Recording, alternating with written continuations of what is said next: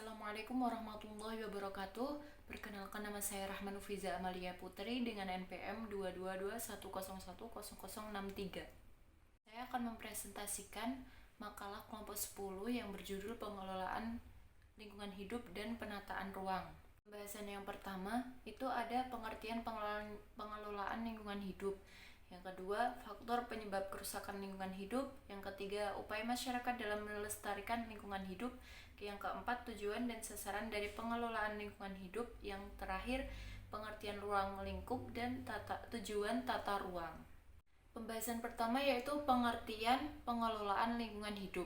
Nah, definisi lingkungan hidup itu sendiri menurut Undang-Undang Nomor 32 tahun 2009 tentang perlindungan dan pengelolaan lingkungan hidup itu adalah kesatuan ruang. Artinya, lingkungan hidup ini menjadi wadah yang meliputi ruang darat, ruang laut, ruang udara, dan termasuk ruang yang ada dalam bumi. Sedangkan definisi pengelolaan lingkungan hidup ini menurut Undang-Undang Nomor 32 tahun 1997 dijelaskan bahwa pengelolaan lingkungan hidup ini adalah upaya dalam melestarikan lingkungan hidup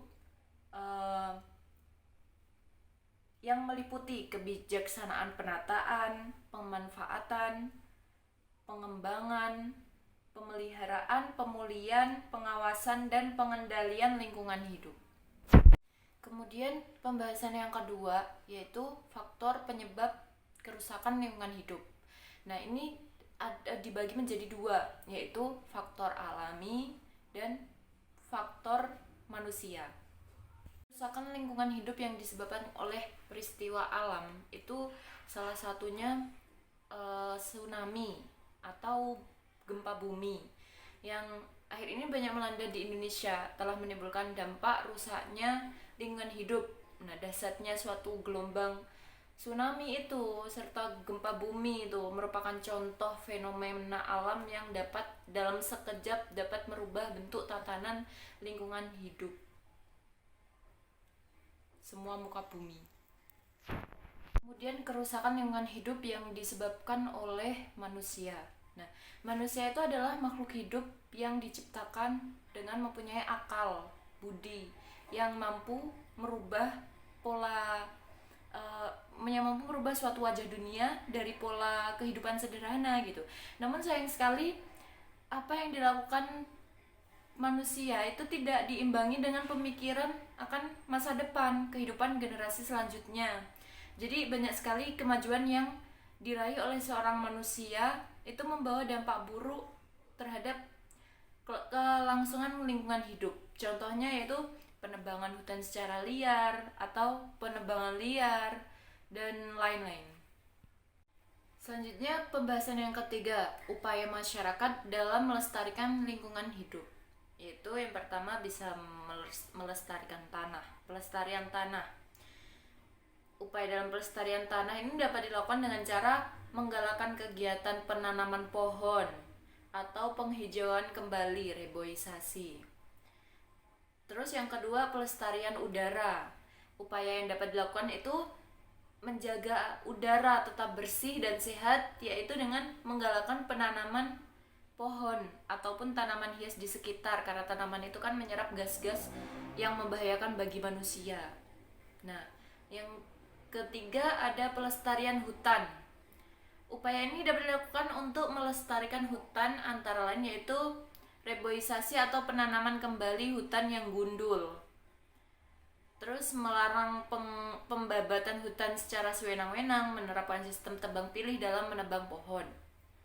Kemudian yang keempat, pelestarian laut dan pantai. Nah, upaya ini yaitu dengan cara melakukan reklamasi pantai dengan menanam kembali tanaman bakau di area sekitar pantai, terus melarang pengambilan batu karang yang ada di sekitar pantai maupun di dasar laut, karena karang itu merupakan habitat ikan dan tanaman laut.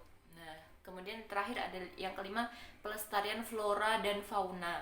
Nah, upaya ini dapat dilakukan untuk menjaga kelestarian flora dan fauna, diantaranya mendirikan cagar alam, marga dan suaka marga satwa, melarang kegiatan pemburuan liar, menggalakkan kegiatan penghijauan. Bahasan selanjutnya yaitu tujuan pengelolaan lingkungan hidup. Nah, tujuannya ini adalah melindungi wilayah Negara Kesatuan Republik Indonesia dari pencemaran atau kerusakan lingkungan hidup, menjamin keselamatan kesehatan dan kehidupan manusia, menjamin kelangsungan kehidupan makhluk hidup dan kelestarian ekosistem, menjaga kelestarian fungsi lingkungan hidup, mencapai keserasian, keselarasan, dan keseimbangan lingkungan hidup, menjamin terpenuhnya keadilan generasi masa kini dan generasi masa depan, terus menjamin pemenuhan dan perlindungan hak atas lingkungan hidup sebagai bagian dari hak asasi manusia, mengendalikan pemanfaatan sumber daya alam secara bijaksana, mewujudkan pembangunan berkelanjutan, mengantisipasi isu lingkungan global.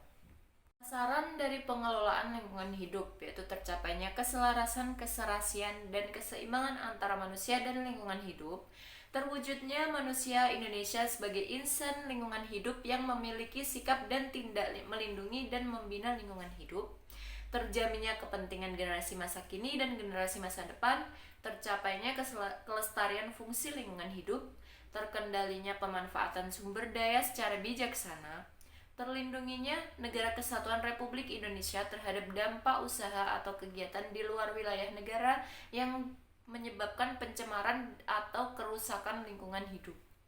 Bahasan yang terakhir yaitu pengertian ruang lingkup dan tujuan tata ruang.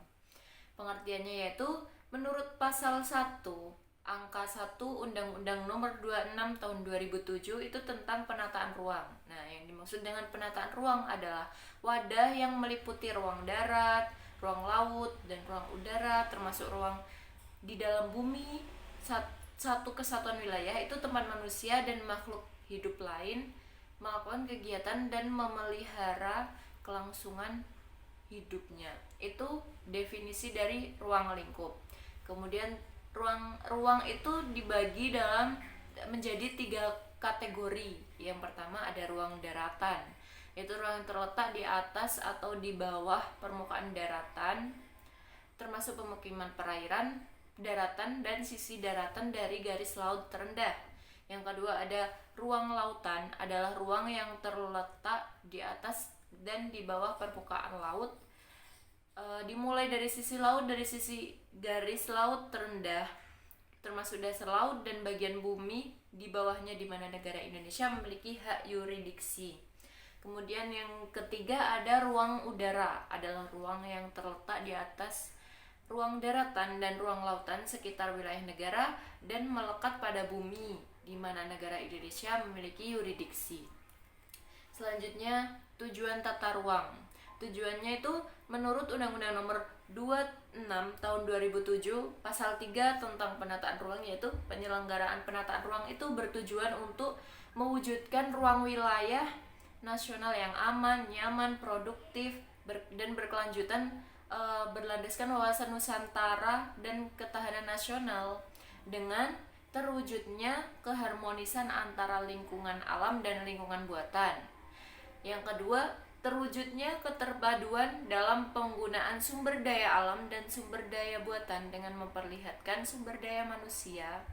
Dan yang ketiga, terwujudnya perlindungan fungsi ruang dan pencegahan dampak negatif terhadap lingkungan akibat pemanfaatan ruang.